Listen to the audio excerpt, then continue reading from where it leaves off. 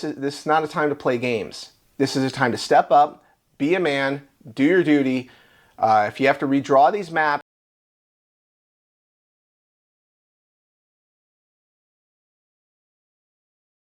Breaking news, Ken Paxton has officially unseated incumbent RINO Senator John Cornyn in the Texas U.S. Senate runoff, winning by an absolutely massive landslide margin of 64% to 36%. Critical primaries overnight in Wyoming and Alaska with a crushing defeat for Liz Cheney at the hands of her Trump-backed opponent. Cheney, who sits on the House January 6 committee, has been the former president's most outspoken Republican critic. Many believe standing up against Trump may have cost her that seat. Good morning, Robin. Cheney conceded her loss, and it was a big one. The victor, Harriet Hageman, who became the frontrunner the minute Donald Trump endorsed her. And another political note here in the race for the White House, former Vice President Mike Pence saying he will not endorse the president he once served. Pence saying he cannot in good conscience endorse Donald Trump, slamming him for pursuing an agenda that is at odds with the conservative agenda. A new book by ABC News' Jonathan Karl reveals that on January 6th, President Trump told then Vice President Mike Pence he would go down as, quote, a wimp for not refusing to certify Biden's election. Call reference notes that Pence took during a phone call with Trump on the day of the riot. Trump also told Pence, per the note, quote, if you do that, referring to certifying the election, I made a big mistake 5 years ago. Katie Miller wrote an X, Pence did go down as a wimp, a reminder Trump is always right. Americans didn't care about this then or now. Trump was elected precisely because of this targeted political investigation. There's no question. None. That President Trump is practically and morally responsible for provoking the events of the day. No question about it. The people who stormed this building believed they were acting on the wishes and instructions of their president. The Senate, upon conviction, is bound in all cases to enter a judgment of removal from office. Removal is mandatory upon conviction. Clearly, he explained, that mandatory sentence cannot be applied to someone who's left office.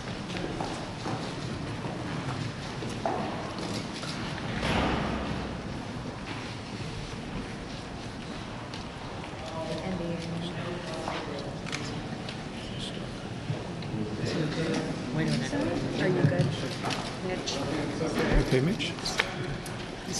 Anything else you want to say, or should we just go back to your office? Do you want to say anything else to the press?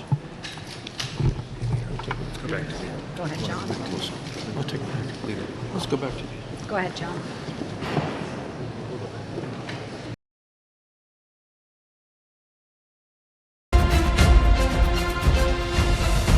At 6:03, most election results are in from last night, but a handful of races here in Indiana are getting some national attention. And some of the biggest shakeups in races coming from the state Senate involving candidates who voted against redistricting here in Indiana. Anna Chalker is in the newsroom with the breakdown of those races. Good morning.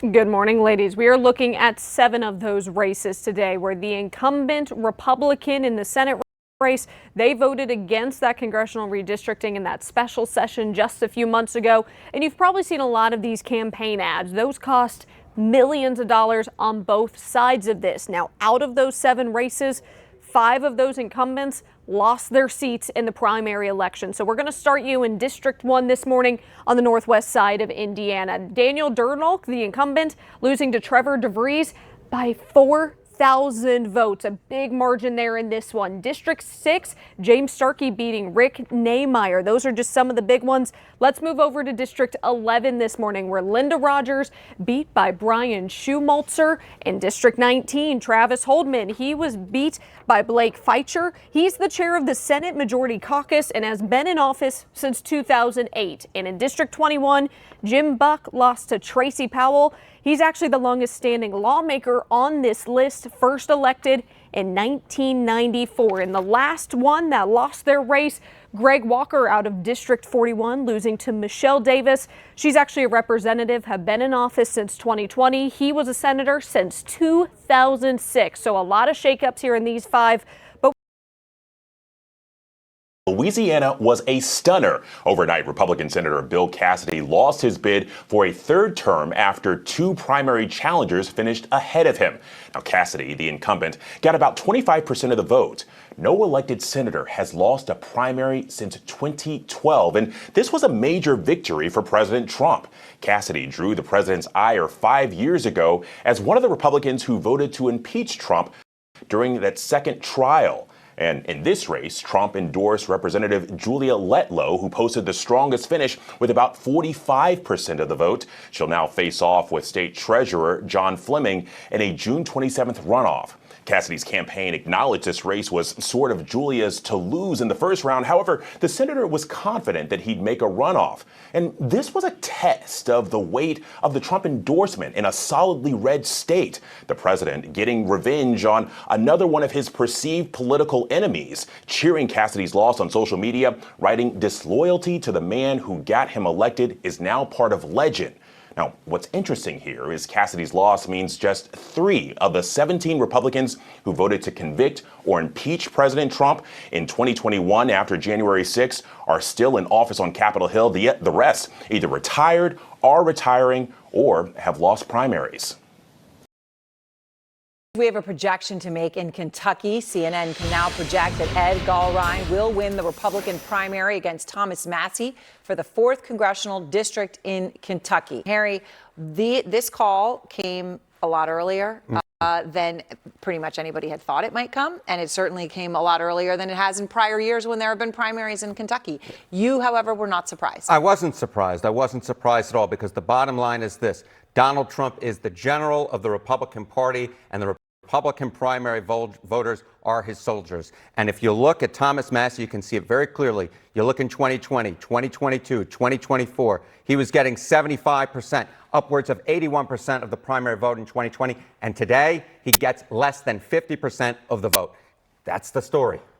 That is incredible, because you look at it so consistent time after time after time, and then, wow, look Boom. at tonight. The money really did pour in. It was the most expensive U.S. House primary in American history. And money came in from all corners of the Republican Party and the conservative movement to defeat Thomas Massie. They followed the president's lead on this. You know, what's the old song? You don't tug on Superman's cape, you don't spit into the wind, you don't pull the mask off the old Lone Ranger, and you don't mess around with Trump in a Republican primary. And that's what Thomas Massie has done by becoming his chief antagonist in the U.S. House. And this became really a referendum on, is Thomas Massie on the team or not? And Trump said he wasn't, and the voters followed.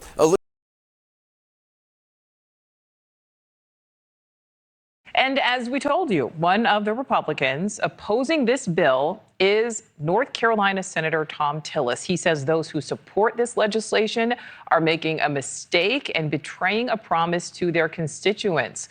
White House Press Secretary Caroline Leavitt, speaking moments ago, disagrees. He is just wrong. And the president and the vast majority of Republicans who are supportive of this legislation are right. Shortly after announcing his opposition to this bill, the senator also announced he does not plan to run for re-election next year. News Nation's Hannah Brandt is live for us there on Capitol Hill. So, Hannah, how is the president reacting to this announcement from Tillis?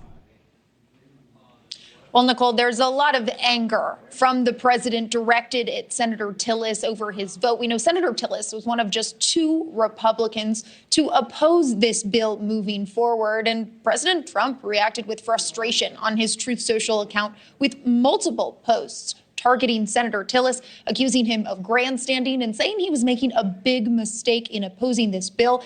Also threatening to primary the senator in the race he has upcoming in 2026. Now, he did announce he's no longer running for re-election, and I actually was able to catch up with Senator Tillis just minutes ago as he was heading back out to the Senate floor to vote. Take a listen to what he told me.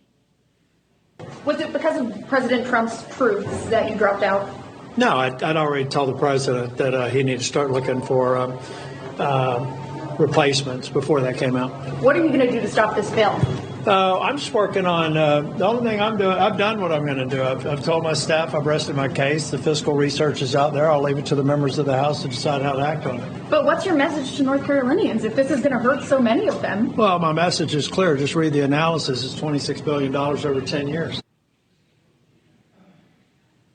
So he seems to be saying there's not much more he can do than what he's already done to try and oppose this bill. But as Tom said just before me, this fight is far from over. And Senator Tillis's announcement that he won't be running for re-election certainly makes this upcoming Senate race in North Carolina that much more interesting. This was already going to be an extremely competitive race in the battleground state of North Carolina, which President Trump did win the last 3 times. And Mia, we have some breaking news just in the last few seconds as we were coming back on the air here onto our streaming platform. The U.S. Senate runoff is now officially over. The AP calling the race for Ken Paxton with only 48% of the vote in, but the AP calling it again. You see that check mark there. 62% of the vote at the moment for Ken Paxton. Cornyn at 38%. And you know, I was just thinking, I play this game with my kids when we're driving. We play I Spy. We would play that game right now on this map and say, I try to spy something red. It'd be very hard for them to try to find a red county on this map. Let's count them. You can count them on one hand almost. 1, 2, 3, 4, 5. Okay, 2 hands. 6 counties right now leaning in Cornyn's favor. That simply won't do it. Let's pop into one of those red counties. It's shaded pink. That's because the lead is not very large. 52% of the vote in Travis County. This was a stronghold for John Cornyn. He's up by 8 percentage points at the moment in this runoff. Let's just go back to a few months ago in the March primary. You can see he won Travis County big, 14 percentage points. This small of a lead in Travis County tonight is why the AP is able to already call this race for Ken Paxton. So a major victory for Ken Paxton, for the Attorney General, embattled Attorney General. A lot of problems, as we've talked about throughout these last few weeks in this runoff. It didn't stop the president from picking Ken Paxton as the guy he wanted to go onto November into the Attorney General's race. This is a very high-profile race nationwide. A lot of money being spent in recent days here by Chip Roy's folks trying to get these numbers up. 48% of the vote in at the moment. Middleton maintaining his lead, 56% to 44%. This is a very interesting race. I interviewed both candidates in the last few days. Both felt confident and optimistic that they were going to be the ones on top. This race a little tighter than what we saw in the Senate race, but Middleton hanging on strong. He has, you've probably seen him on the airwaves, known as MAGA Maze Middleton. He's really taken hold of that MAGA brand. This was unthinkable even just maybe 2 weeks ago for some Republicans. Yeah, Paxton was running a little bit ahead here, but a little bit ahead. And then when Donald Trump showed up, it changed everything. Now, if you go back to the primary results, Cornyn actually narrowly won more votes in the primary, but there was a third person in the race, a guy named Wesley Hunt. And obviously, those Wesley Hunt voters didn't want to vote for Cornyn, and most of those obviously have gone to Paxton. But look, the bottom line is this. If Donald Trump wants you to be the nominee of the Republican Party for virtually any office, he can will it into existence. And that has happened again tonight in Texas.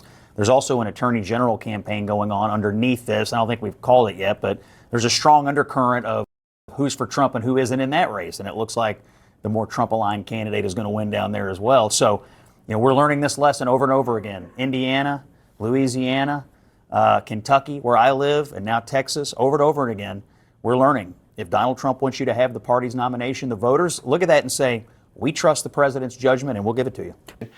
And so the Republicans, they need to get on board with this, and that includes the state senators and other legislators in these red states. This is not about you. It's not about just your state. It's about preserving our constitutional republic. And when you take an oath of office, you need to understand that. Thanks for watching. Hope you enjoyed it. Please leave a like. Or did we miss? Add a comment of who we should include in the next video. Subscribe for more.